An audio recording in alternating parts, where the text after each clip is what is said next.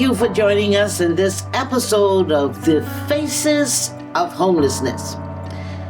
There's a saying, perception is reality. Can I challenge that definition? Because the truth is, perception is oftentimes in conflict with truth. One of the perceptions in our country is the role that social workers play in the national development.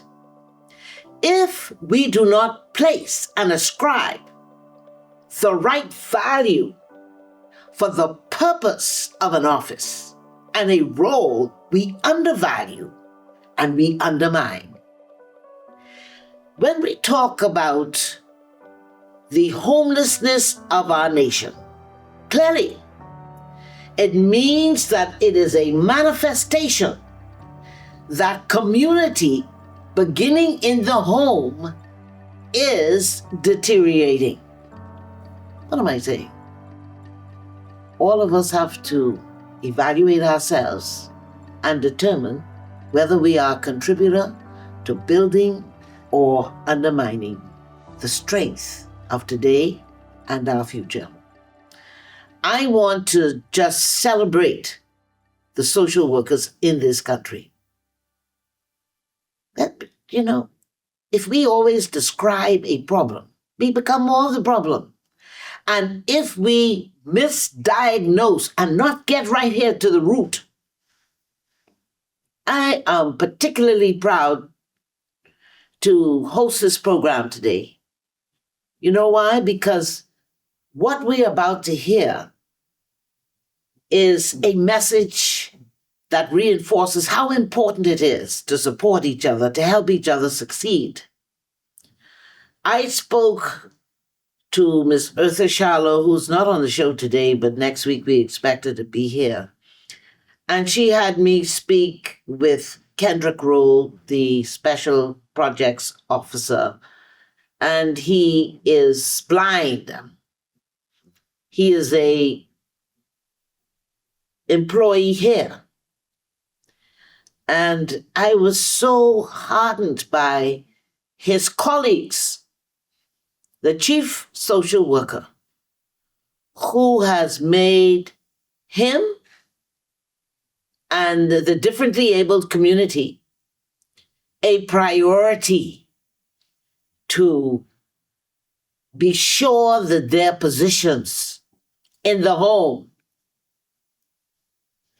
is stabilized as fast as we can. So I want us to not only talk to Mr. Roll today, we're going to go to his home later with Ms. Monique McKinsey and see the horror of what he and his father went through. But you can only act on what you know. I want to introduce you to the chief social worker now, Ms. Deborah Smith. They worked through the pandemic, through Dorian, through the microburst, through all of the storms that did not even happen here because there are needs in Abaco and Grand Bahama. Some of them are hurting and they are still processing an overwhelming number of Bahamians who are in need. So I want to open and welcome Ms. Smith. You got my namesake? Yes, ma'am. Spelled the same way. Spelled the same way, Deborah, the judge in the Bible. Yes, ma'am. Well, let me first of all just thank you for the work that you and your team. I have been guilty. I read the philosophy and the reason and the social services exists to wipe every tear from every eye. And I really didn't know what that meant until I came here. There's a strengthened, just really the weight of the responsibility. Tell us what you do. I'm like you said, I'm Deborah Smith, Chief Social Worker in the Shelter Unit in the Department of Social Services. And for 37 years, I've been in this career. Let me first say that a social worker is a noble person. It's a person who is able to deal with situations even though they themselves may be under the same stress. But from our training, from our experience, and from just our godly principles, we're able to assist others. We're talking about Tropical Storm Imelda. Tropical storm came, and the Department of Social Services went into high alert. Whenever there is a natural disaster, it is impinged upon us to become aware and to keep track, just as the other professionals do, because we know at one point in that event, we will be called upon. Describe what it's been like with all of the tropical storms, hurricanes you've been through and experienced, and what are the pains, the fears of Bahamians when they are found in need? I, for the most part, persons are afraid of becoming homeless simply because, home is your major capital and it gives you some sort of stability in life. And when you lose your home, it displaces you, not only you, your family, and even your extended family, because those family now become a part of your trauma.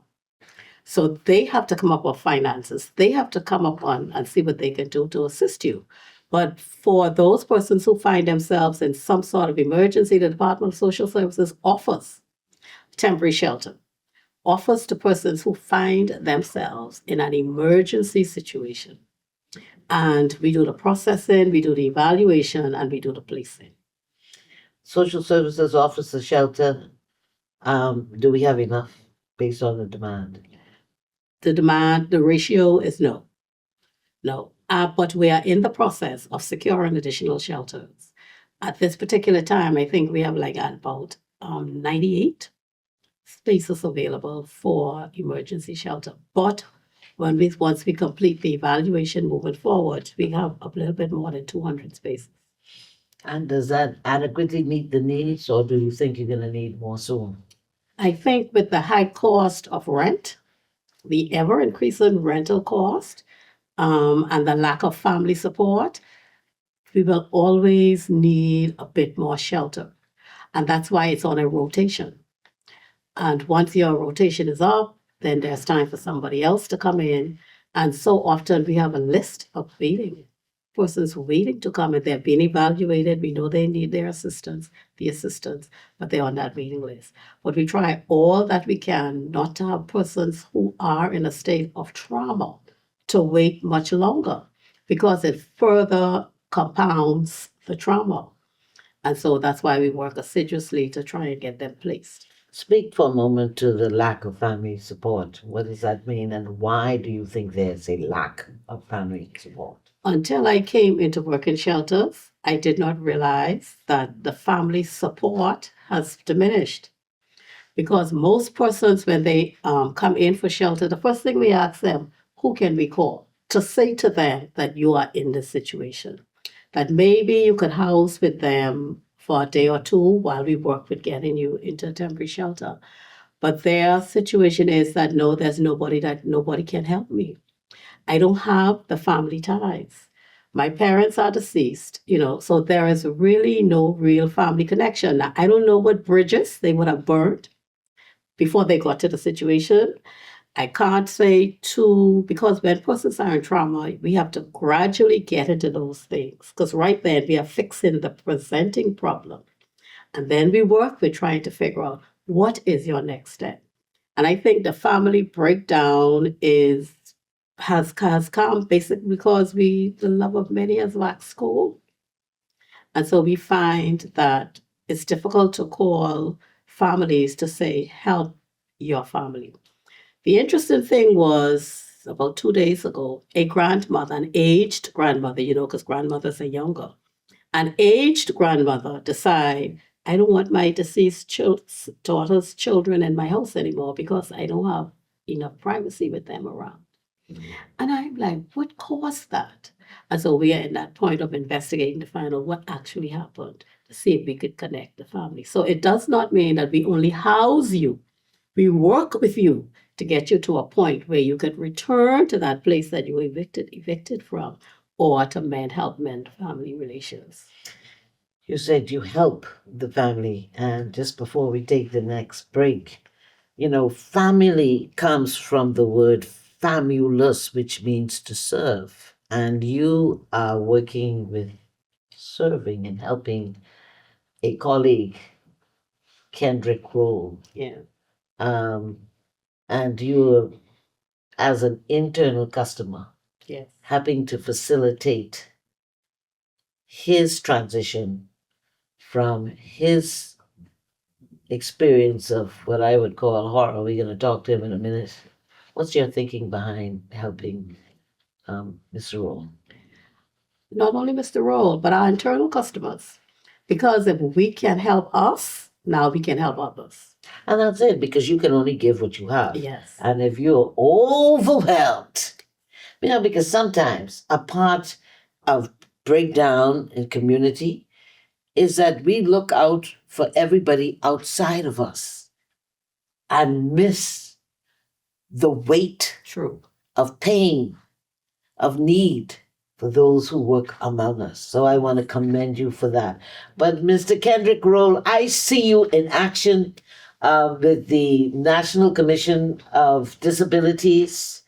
And I think you're an outgoing deputy, and you did a great job. You are a major contributor to this whole development of what the Sustainable Development Goals call for in terms of the equal opportunities for the differently abled community.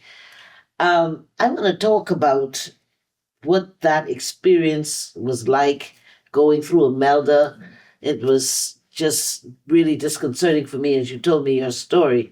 But tell us a little bit about you and what you are doing here at the ministry, at the Department of the Ministry of Social Services.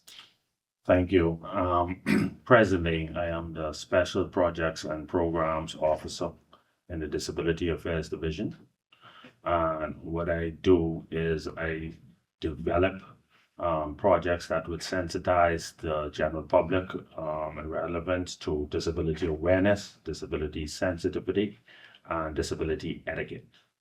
Additionally, I would support in non-profit organizations and private entities that want to host events that would help empower the lives of persons with disabilities through their fundraising initiatives. We also design training programs that would help persons with disabilities live more independent lives. And so those are the main initiatives I do here in the Department of Social Services, and by extension through being a part of nonprofit organizations and groups that support improving the quality of life for persons with disabilities here in the country.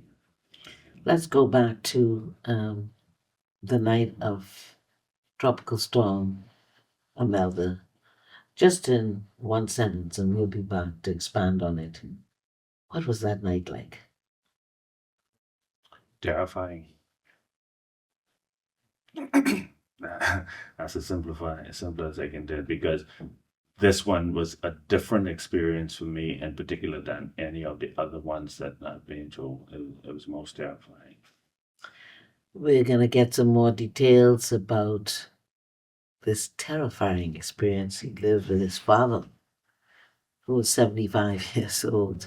Can you imagine not being able to see? Things falling down around you. The rooftop. Oh my God.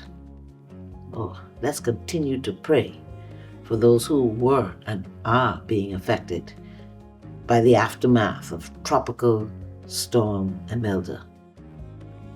Taking social services to the people returns in a moment.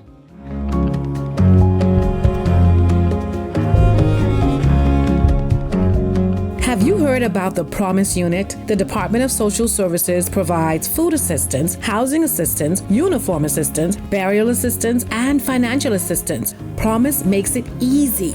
You can log on via cell phone, your computer, or your tablet. Sign up today at promise.gov.bs. Once you've registered and created a profile, you can call the Promise Customer Contact Center and speak with someone about any inquiries at 1-242-4-PROMISE. That's 242-477-6647.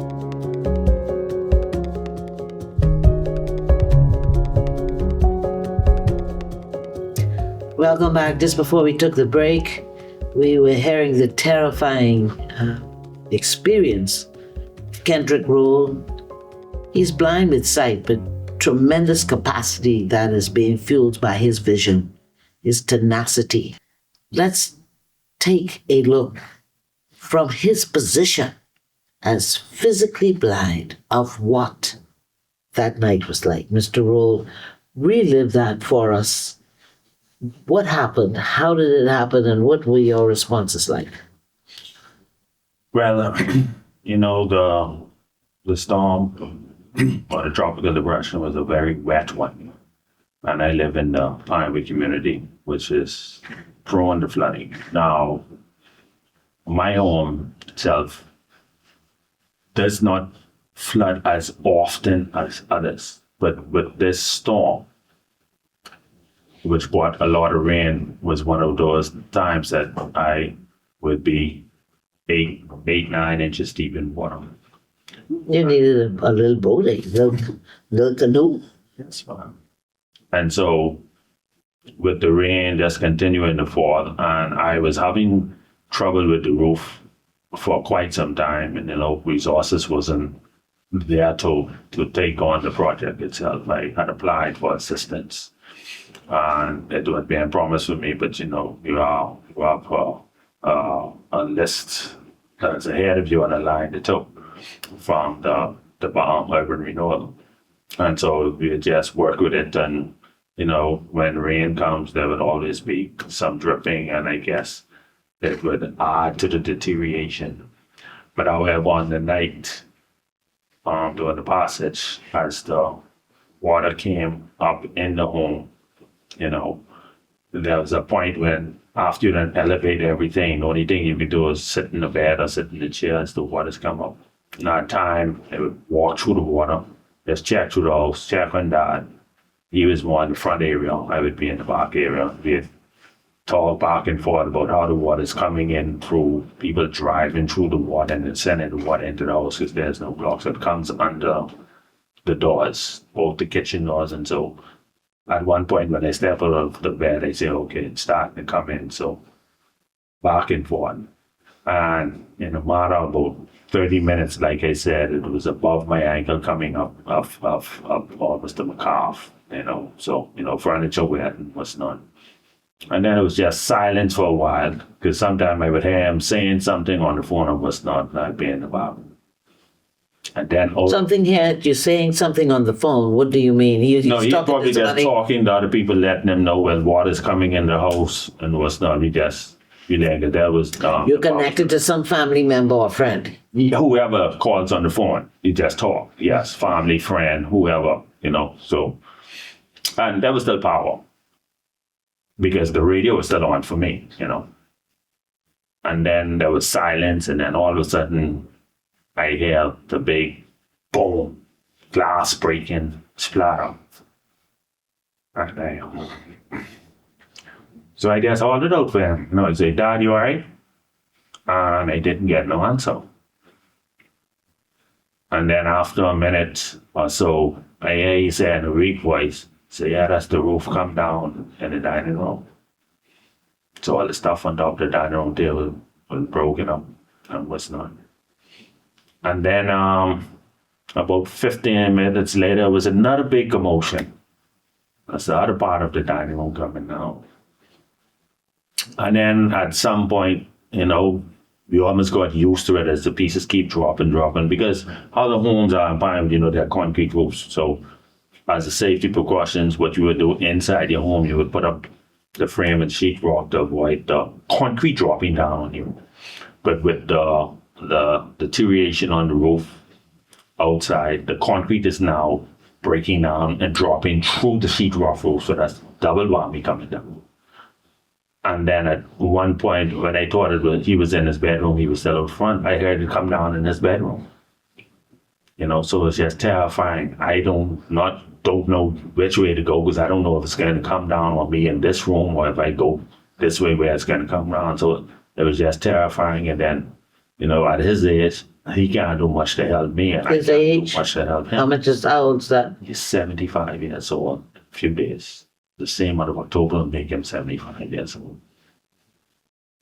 And he had a massive stroke back in 2011, so one side of his body is kind of limp.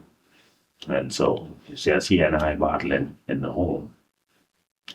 So it was just a terrifying experience. What is But it now? What is it? It's finished. You're safe. We give God thanks. Yeah. But what do you relive that?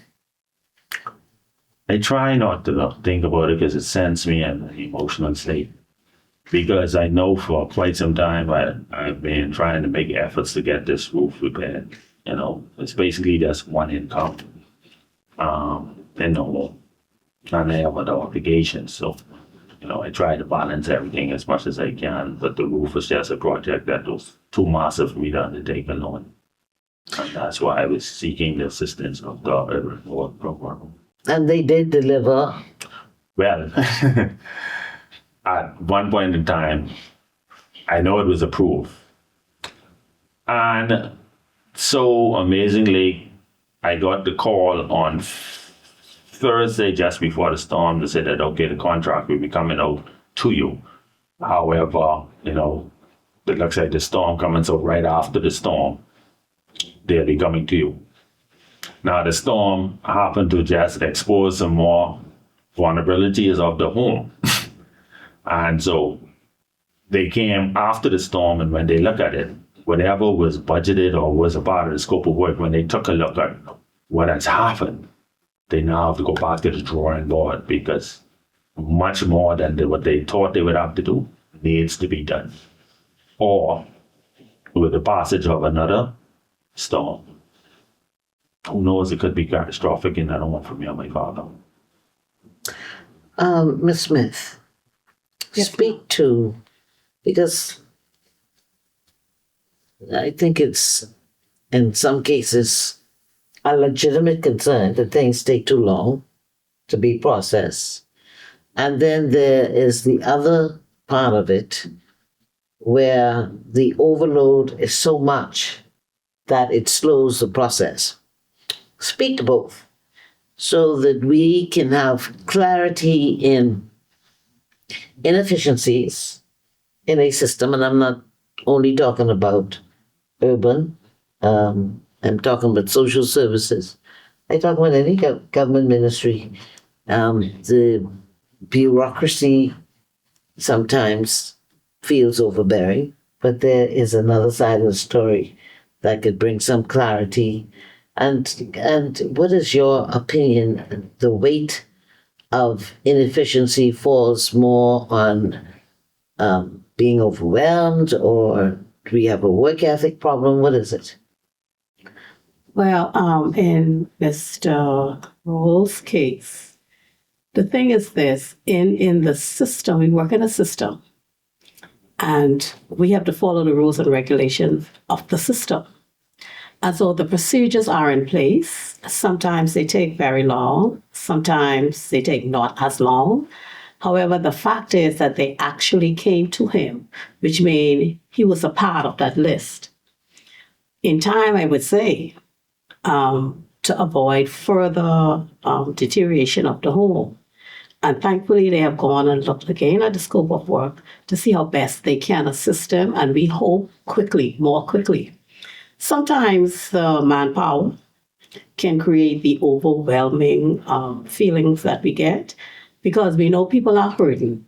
However, as a human being, yes, we are the ministry that helps all. However, sometimes because of manpower, you can only do so much. After a while, you yourself becomes tired, which sometimes make others not well. However, in a system, the process sometimes, the red tape sometimes holds things up. If we can get out of all the red tape, I know accountability is important, especially where funds are. Accountability is important. We get that. However, in cases like persons like Mr. Roll with a disability, or person the vulnerable of us all, I think we can move a little quickly. And that's a process that has to now be looked at to see how best we can pull some things away to make the process be more smoothly and more quickly. What are you doing to help Mr. Roll? Mr. Roll, we found a place for him to be. We're going to try and get him there so that while they're working on the house, he can be in a place that is suitable for himself and his father. How's your father doing, Mr. Roll? He is predominantly a silent man, and he accepts things for what they are. So he wouldn't complain, honestly. He's just always thankful for whatever little or much he has. So he's not complaining, but he'll talk softly about it. I'd hear him hiss his teeth every now and again, say, "Man, this need help with this," but he ain't going. He isn't one who's going to make a lot of noise about it, but I know he is hurt and disappointed at the state we're in at this time, and he is hopeful and happy for whatever assistance is rendered. We're going to come back with just taking another look at another face, because you see, when we find ourselves in a position that is unexpected. There's one of my mentors, his name is Al Colley, and he would say, "Debbie, always safe, not for if it happens, but when it happens. You can always face adversities that will impact your finances, and you need a little nest." We're going to just look at one or two other faces before we go and visit with Mr. Roll to his home, so that you can see, because I was extremely encouraged, and this is the power of team. One of the administrators in the office of the minister, I was asking some questions, and prompted by this team here, Monique McKenzie, who you'll meet next, Eartha Shallow. And you know why I'm calling names, and Deborah Smith, you know why? Even we sometimes forget the role of everybody on the team. We just go straight to the top. Because there is value in going through a process and a protocol. And when the staff members who heard about Mr. Roll's unfortunate demise, Miss Edwards said, "Why don't you call DRM?" And then Miss McKenzie said, "I work on that committee." And we called, and they were so enthusiastic. "That's what you talk about, community." "Oh, yes, no. We are traveling into Exuma, this, that, and the next. We can help each other succeed." When we come back, we're going to talk about how we can prepare so that we can be more resilient when we are met with the unexpected challenges. I'm going to borrow a line for those of you who weren't born yet. I used to have a show called Reaction. For every cause, there's an effect. For every action, a reaction. Let us continue to build this country and restore the spirit of family. We'll be back in a moment.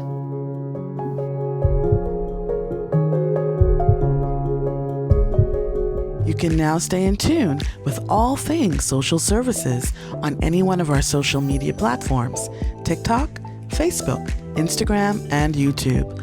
Also, missed any of our Taking Social Services to the People programs? No worries. Subscribe to our YouTube channel, The Bahamas Heartbeat, to watch all of our programs and special content. Social Services is the heartbeat of the nation, taking our clients from dependency to self-sufficiency to economic empowerment.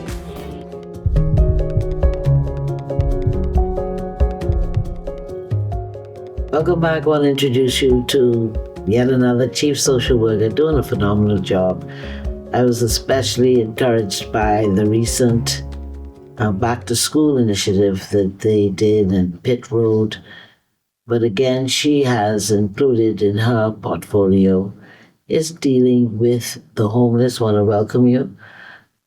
Welcome. Listen, you all did such a great job at Pitt Road with the back to school. Both you and Smith were there. Tell us about that before we go into what is contributing to homelessness. Well, quickly, in a nutshell, we were able to give out 250 backpacks fully loaded, along with the top 3 students. They all got tablets. And so we were so elated to reach that milestone within the Horseshoe Drive Center. How did you pay for that? Well, the department, along with some good sponsors. And we want to say thanks to that humanitarian spirit that still exists in our country, and sometimes we don't give you enough credit for the partnership and the work that you contribute to community development. But I had an aunt, the late Eunice Sands, Eunice Rogers, Eunice Bethel. She was an entrepreneur and a very successful one. And she was always saying, you better get ready. If you don't get ready, you don't get to go. And I really interpret that as preparation means to get ready. And there's no one in life that goes through this journey that does not have challenges. And so we're not just sitting here, we want to be a part of the solution, to restore, to strengthen, to expand stability in our homes, in our communities, in our nation. So there is this disturbing trend of homelessness. And, we're also going to talk a little bit about the children. Every decision we make has a consequence tomorrow. So when we make wrong decisions as parents, as grandparents, it displaces the children. And so let's go to the root from their perspective on what are the other contributing factors to homelessness. Ms. McKinsey, welcome. Thank you again. And listen, tell us from your perspective, because you deal more with community, correct? Yes, ma'am. The Horseshoe Drive Center. Okay. So we see a lot of homelessness persons as a result of being unemployed, or their rental arrears are so high they were evicted. Family members, that structure has deteriorated. And so as a result, they were asked to leave the home. And so we see a lot of persons who are now coming, they're either living in their vehicles or there's nobody who can assist. And inclusive of this, we now also seeing homelessness from persons who were deported from the United States or wherever they were. My. So when they deported from the United States, what do you do? Well, the thing is, so many of them sometimes just do not even have proper documents. But Well, how you know you're from the Bahamas? they would come with a Bahamian passport, for example, when they were about 7 or 8 years old. So that's our basis that we would use to say that, yes, they are Bahamian, because, we only give shelters really to Bahamians. So when people say we have a lot of illegal immigrants in our centers, is that correct? No, ma'am. Everybody who is receiving shelter and the various assistance that we offer, they have to present a Bahamian passport or voter's card. Not even your national insurance card or driver's license we would use, because those two identifications does not substantiate that you are a Bahamian. So you have the unemployed, you have government workers Yes, ma'am. behind their immediate need for shelter. What have you found? And I wanted both you and Ms. Smith to share on that. What's the root of the problem there? Ms. Smith? Max out salaries. Max out salaries? Yes, ma'am. You agree? I concur. We are not good stewards of our income. And we have to begin to live within a budget. There are so many new lending agencies. They are popping up for a reason, because it's lucrative. And we are falling prey to that. And I sometimes say, it may sound hard to say, now, when you are signing on the dotted line to receive them $2, that's going to come out of your salary. You are further depleting your ability to pay your rent. You are further depleting your ability to take care of your children. Now, your God-given right is to take care of them. You don't have shelter for them. That's neglect. And so we try to say to them, no, let's look and see how best we could assist you. But in the meantime, we still provide the shelter for them. Give us a glimpse of when you say that salary deductions is really what I'm hearing you say. Salary deductions. I want both of you to, hearing is believing, right? It's on one way to say, okay, the salary deduction is too high. But give us an example of, you said, Ms. Smith, we are not good financial stewards. Oh, we are not. Explain that based on the facts that you have in your hands. And that's at all levels. I think sometimes we look at the minimum pay persons, persons like the janitresses, the receptionists, and the lower level jobs. But no, it's at all levels. Some persons bring in $5,000 a month and they're taking home $1,400. Out of that, there is not a mortgage. So, what? Out of that is not a mortgage. So their deductibles up to $1,400. You make $5,000. What do they spend it on? Go ahead, Ms. McKinsey. Well, here I actually brought something that I can actually look at. And this person, who is a government employee, over $2,000 is their salary. And out of that, $1,600 plus are deducted. Where is it going? Commonwealth Bank, Fidelity, Greenleaf, Easy Payday. And so you only leave now at a base of $407 to live off. Because these loans are not just a month or two. They are for at least 2-3 X amount of years. And so now you're faced with just this $407 to pay rent, take care of the kids, and so forth. So poor money management is definitely. And, oh boy, $400. Do they have children? Are they single? 2 children. With children? Yes. What's your experience, Ms. Smith? The same thing. And the difficulty also with that is when we try to speak to them and say, let's look at how you could fix this, given options. They think you're getting in their business. I didn't come here for that. But the thing about it is we treat you holistically. You have an issue, and your issue is poor money management. Now, if they're consumer loans, that is saying to me that you are you're prioritizing your wants instead of your needs. And so we are now left to find somewhere for you to go.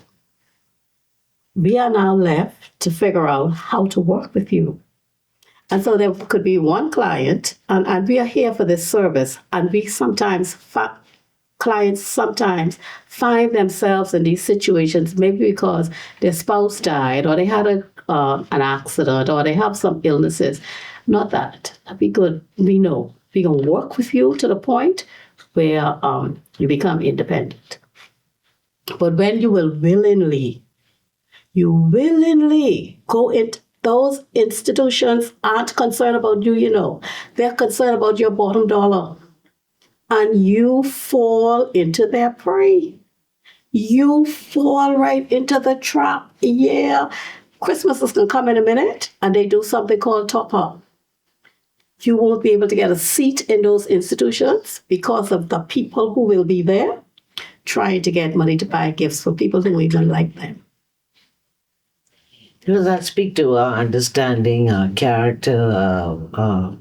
I'm hearing you say throughout the program that you have problems even having families support other families when we make wrong decisions or when life happens that we did not anticipate and maybe we didn't even contribute to. Like you said, there's some people you can't anticipate sickness and the impact on your finances. There's always an exception to the rule.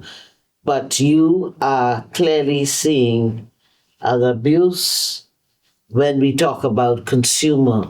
And I mean, just before you answer that, when you say consumer, what do you mean in terms of what do you, both of you find they're spending their money on to leave $400 left? Vacation. Well, Vacation. Yes, vacation, definitely. You can't afford to go on a vacation if you have to go to an institution to help you. You cannot. and so if you have $400 left, what about the landlords? Do you find that people are being evicted because they can't pay their rent? And what's the attitude of the tenant to the landlord when they say you have to go? Yes, ma'am. Persons are being evicted, it seems, almost every day.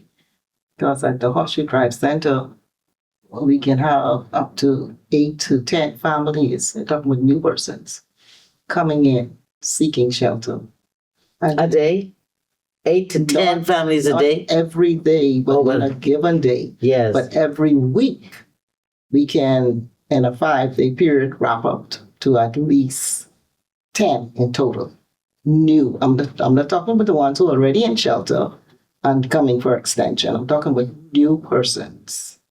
For the month of September alone, we would have had a total of 48 families coming in seeking shelter for the month of September. So what I'm saying is this homelessness is really, really getting the Widespread. point where I'm not quite sure what's going to happen with the government trying to being able to keep up with providing shelter for so many homeless people. And let's talk a minute about that implication for the children. And I just got a call this weekend, and we had somebody who was living in a car with, and they have 11 in the family, plus husband and wife. Do you all find that? Yes, ma'am. I don't have a family. I had a family of 6 and then another family of 8, but there were no space. And so the biggest we have is like 2 bedrooms, and that's only few. Majority are like 1 bedrooms. And I'm also getting calls that, landlords are not taking children. No, ma'am. That's another thing that we are now realizing, that families who may could afford a little something because of the number of children that they have a difficulty finding a home, a landlord who's willing to say, okay, I would take your family. Oh boy. What do you do? What do you do? But I don't think there's any one place you and I can put the full blame, let's be honest now. Because if we were to depend fully on the government to meet all of the needs created by our mistakes, we'll be in a welfare state. No? And guess what? Yeah. Horseshoe Drive Center is only one of the centers. How many You centers? got Fox Hill, you got Wolf Road, you got Robinson Road, You got domestic violence. You get the hotline, you get health Family social Island. services, you have family islands. They all culminate. Good God Almighty. Oh, that's a lot. That's a lot. Yes, ma'am. Yeah. You know, let's come together as a Bahamian people. We have a strong foundation of Christian values where we help each other succeed. That's been undermined. We could get it back though. There's a lot of us that know and experience and still live that way. When we come back, we're going to make it our mission for this show to help Kendrick Roll. And he just represents the spirit of what we are trying to spread throughout the country. And we heard that Urban Renewal is working feverishly to support, and we are going to meet with, and you sit on that board as well, with the Disaster Risk Management Authority. And so next week, I want you to be sure to watch it. And the next segment, we're going to leave the studio here at the Department of Social Services. And I want you to join us as we travel now to Pinewood, to the home of the project manager here, Kendrick Roll, who is blind.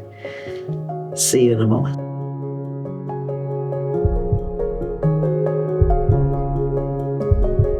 Right, we're here in Pinewood, and we're going to meet the father of Kendrick Roll, Mr. Curtis. He's catching some of this sun. How you doing? You doing good? Yes, ma'am. And I see you got your church shoes out here. Yeah, 'cause I let some water dribble that. You're letting the water come out of it. Yes, your son was so concerned about you as Imelda, Tropical Storm Imelda passed. What was that experience like? Oh, I ain't too good. Not with water. Rain. Uh-huh. Yeah, plenty of water. Uh-huh. Yeah. What was that like going through that time of storm? Well, during the time I was living here, this was it. In this area. You know, a lot of water from one end of the corner and the next end. And you happy now that there's some help on the way? I appreciate it very much. Very much. Yes, Yeah. ma'am. All right, I'm going to go inside to meet with your son so that we can get a Yeah. tour. Sure, While go you ahead. catch the Go fresh air, we ahead. can Yeah. go inside? Go ahead. Well, I thank you very much. All All righty, now Mr. Roll is here. Knock, knock, knock. How are you? Happy to be alive. You would remember these panelists. So we have come. Yes, ma'am. Listen to me. You look like a queen sitting there. Wow. Yes. And look, I just love how you have your home so nicely decorated. Decorated. Well, you see how nice the furniture is? Yes. Yeah, so give us a tour. So the flooding, over the years, we was able to do a little for about the flooding by putting the rock down low, so the flooding wasn't much of an issue. But when I was explaining, I was in the room, and when I came out here, this is what we met. As you can see, the concrete roof is starting to drop down, and it bites through the sheetrock. And I can guarantee you, all where you still see sheetrock up, concrete is already been beaten down on that. So it's just a matter of time before it starts biting through, especially if we continue to have rainy weather. And can you all smell the... And You can still smell the wetness from the water. So the moisture. Oh, is it feeling different now that you're here? Actually seeing it. What is the seeing the difference? You can devastation. imagine if your eyes are closed and you just hear that crashing down, Yeah. and You're not everything sure was just what's breaking. going Like on. you don't know. And where you're it's not gonna come sure, right? You're not sure of where dad don't know was where and all of dad was. that. Exactly. And then when the same thing happened in his room. Let's go and see the room for a moment. And you know the other thing about this is you can smell it really heavy, the moisture. I mean, it's a little dangerous to be in here. I think inhaling. Oh my God! Oh my God! Oh Lord! Okay, so we are in the father's room, and is this where your father was? Yeah. Oh, wow. Wow. Can you imagine? I just want us to think this is just one home. When we think about hurricane, we may expect this. We don't think about this as a tropical storm. Do you think about it? I don't think so. No. But can you imagine? What is your response? When this is where Mr. Curtis, we just met him outside. This is where he was sleeping, and look at Miss Blackman. Look at the hole in the roof, and he is laying in the bed. Good God Almighty! No, but you know what it is? It could only be the grace of God. Only. God. Only the grace of God. That's him. Yes, Right. yes, Because yes. the concrete pieces are actually in the bed. His legs could have been Luckily. there. His head could have been down. You know, sometimes you sleep at the end of the bed, Correct. to the top of the bed. Correct. As we were coming in, there's a gentleman, and we're not going to be here long, and I'm going to ask, I don't want to put Deborah Smith and Monique McKenzie on the spot, but he asked us to come and look at his house. So we only have a few minutes left, and we wish we could get to every house. But we just want to see as Bahamians.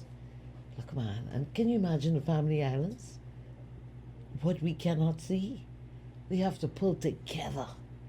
We gotta pull this together. Not pointing the finger, but the thumb. And how we can come together and help each Bahamian to get back on their feet. Let's go and meet the other neighbor. So what we're gonna do, we're gonna get Mr. Roll a place for him and his father while we are working with Urban Renewal to see how quickly they can make those repairs, because it's very dangerous. The roof is crumbling and the jagged edges of the roof is coming down. So we're gonna have to work quickly. Well, what do you feel? How do they live in here? I can hardly breathe. I need to get out of here. Yeah. So we're gonna try and get him out. We're gonna Yes. get them out and place them. Yes, thank you. Isn't that good? How do you feel about that? That's wonderful. That's wonderful. Just as long as Dad is happy, I'll survive. I'm young, so I'm much younger. I'm more concerned about him being happy. But isn't that what we want? We want family. You hear what he is saying? He is honoring, and as a matter of fact, senior citizens is coming up. He is honoring his father. Honor your father and your mother. And you say, what kind of mother? No kind of mother. So your days may be long. Let's go and meet the neighbor. I get in hell. Every time the rain come, I get in hell. So you all need to come see my place and fix it for me, man. You know, that's a hill there, right? Uh-huh. And then when the water come down, it come up, Uh-huh. come in here. See, from the all around there. You see the wet? Yes. See the wet? And not only that, I get a leak there. I get a leak here. See the concrete drop out. I get a leak right there. See where the wood rot? You see? So now, but here's what I would like us to do. I would like you to understand the different roles and see this is social services. What do social services and can social services do to assist? What is your name? Wallace Brennan. Do you work? No, ma'am, I'm on disability. See, I had a stroke. Oh, you had a stroke. Yes, ma'am. You don't look like you had a stroke. You look good. Yes, ma'am. All right. What is it? What is it that we can do at social services? Well, first of all, who's the owner of the home? Because that plays a very important role when coming to housing repair. Because that plays a very important role Yeah. in terms of when you're applying for the rental assistance. Yes, You ma'am. need to show ownership, some documents. But ma'am, like I say, the place belongs to me and my brother and sister. I get 2 other brothers, me and 1 sister. You see? So is that something that you usually encounter with not having proof of papers and ownership? Well, when I worked in urban renewal, that was one of the issues that caused delayed in terms of assistance being rendered. because they want to establish and make sure ownership. Because when they would have gone and repair homes, the real owner comes and evict them, put them out when the home has already been repaired.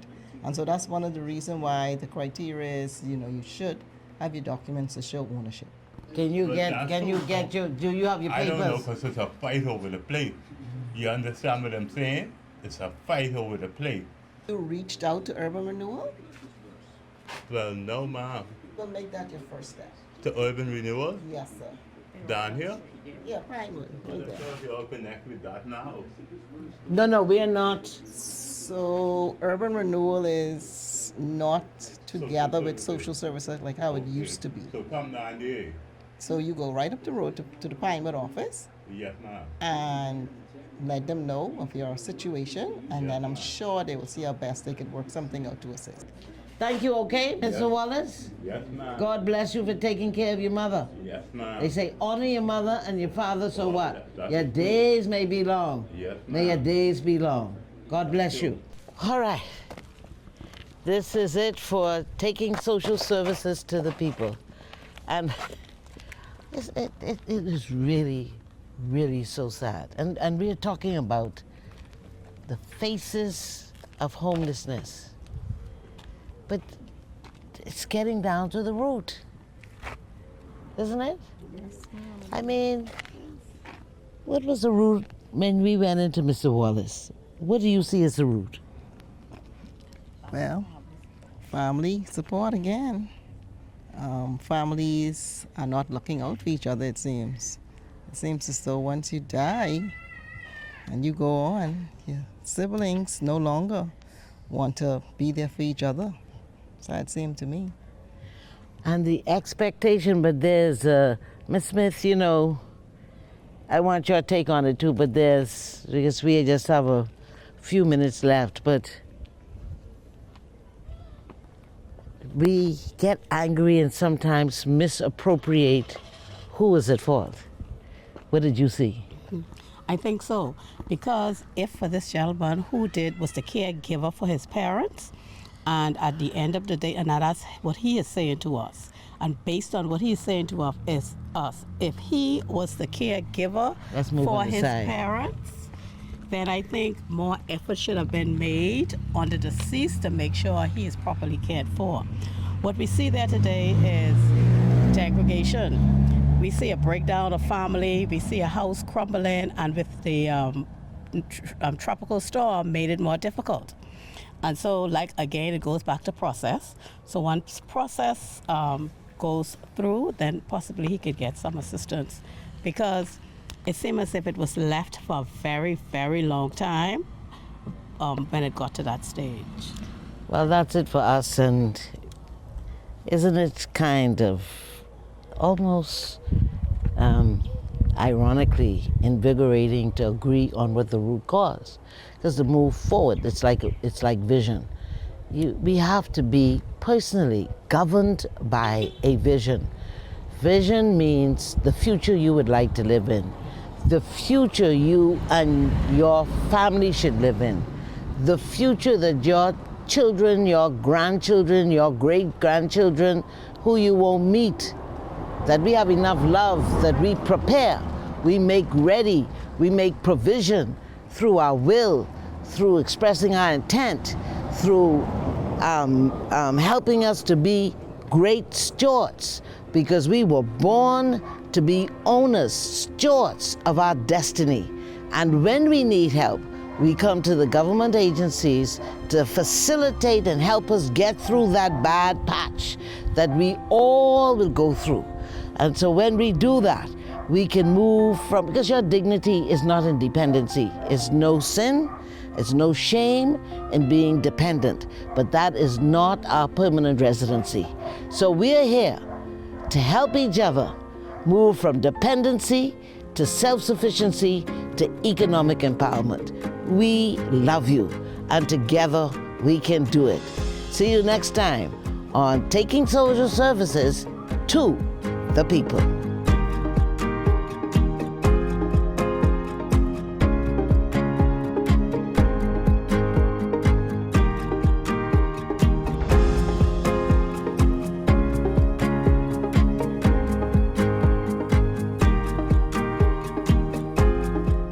This has been a production of the Ministry of Social Services, Information and Broadcasting, the heartbeat of the nation, where we move our clients from dependency to self-sufficiency to economic empowerment.